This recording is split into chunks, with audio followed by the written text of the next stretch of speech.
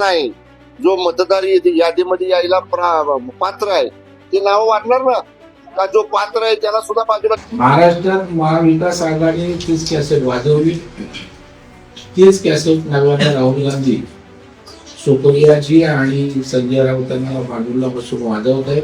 राहुल गांधीजींना उद्या दिल्लीची मतगणना होत असताना काँग्रेसचा पराभव दिसत असल्यामुळे शिळ्या कढीला ऊत आला अशा प्रकारचंच मराठीतली म्हण म्हणावी लागेल.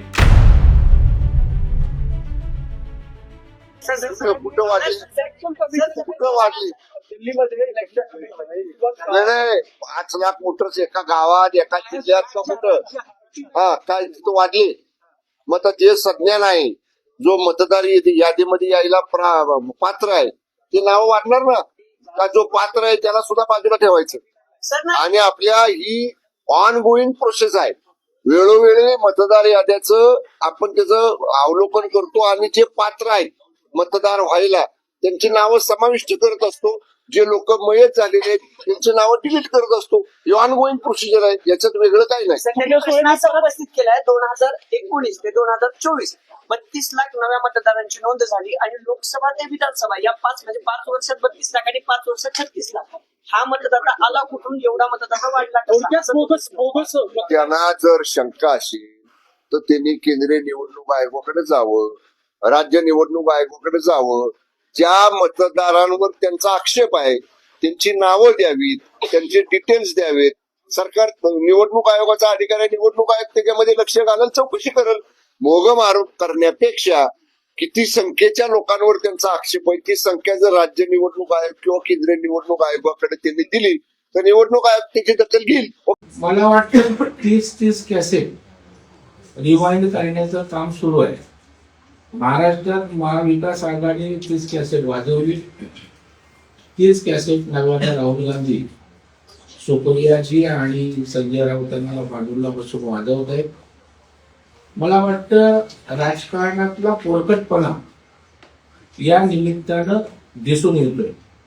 कारण या संदर्भामध्ये निवडणूक आयोगानं भूमिका स्पष्ट केली, तपशीलवार खुलासा दिलाय, उत्तर दिलंय आणि या उपर त्यांचे प्रश्न जे आहेत त्याला निवडणूक आयोग निश्चितच समर्पक अशा प्रकारचा खुलासा उत्तर त्या ठिकाणी देईल.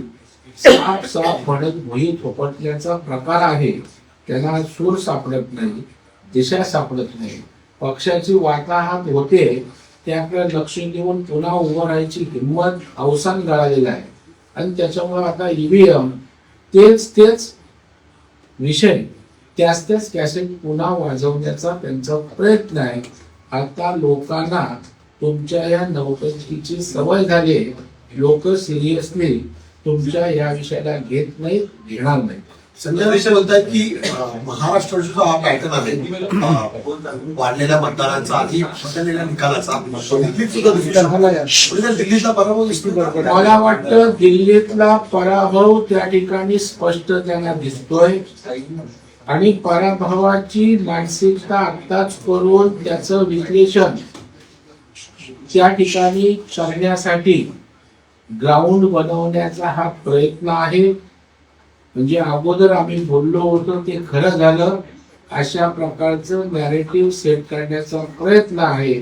परंतु दिल्लीची जनता भारतीय जनता पार्टीला त्या ठिकाणी बहुमत देईल आणि तिथल्या विकासासाठी पुन्हा एकदा दालन खुलं होईल.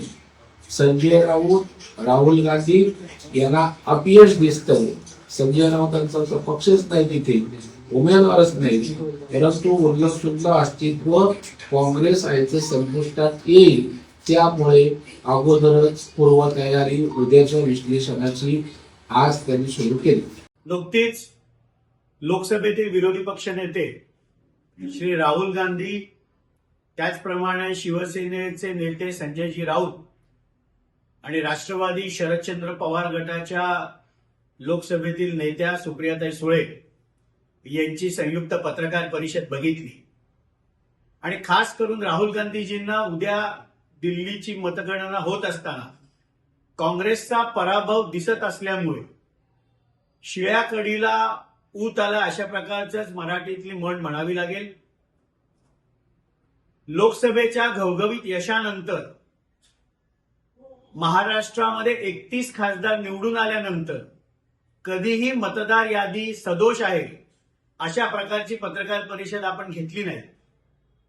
आपण म्हणालात की 2019च्या विधानसभेनंतर 2024च्या लोकसभेपर्यंत 32 लाखच केवळ मतदार यादीमध्ये वाढले आणि लोकसभेनंतर विधानसभेपर्यंत जवळजवळ 39 लाख मतदार वाढले अशा प्रकारचा आपण आरोप केला.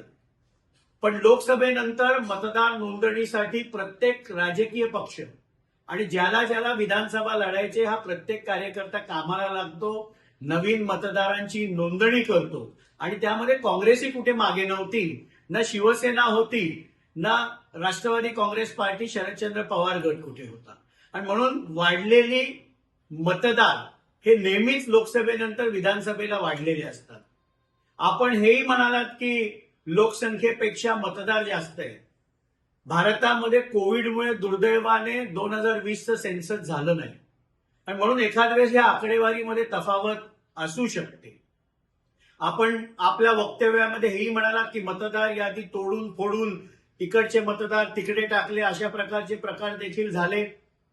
लोकसभेला जी मतदान केंद्र होती यापेक्षा प्रत्येक विधानसभेमध्ये 25 ते 30 मतदान केंद्र अधिकची निवडणूक आयोगाने वाढवली. महाराष्ट्रामध्ये विशेष करून शहरी भागामध्ये अनेक मोठ्या गृहसंकुलांमध्ये मतदान केंद्र यावेळेला करण्यात आली आणि त्यामुळे मतदारांची यादी देखील वाढली आणि मतदार याद्या देखील थोड्याफार इकडे तिकडे झाल्या. पण एकच यातून दिसतं की दिल्लीचा पराभव आपला काँग्रेस पक्षाचा स्पष्ट आहे आणि महाराष्ट्रामध्ये लोकसभेमध्ये मिळालेल्या यशानंतर मात्र कधीही मतदार यादीबद्दल प्रश्नचिन्ह आपण उपस्थित केलं नाही, ना ईव्हीएम बद्दल केलं. आजची पत्रकार परिषद म्हणजे शिळ्या कडीला ऊत.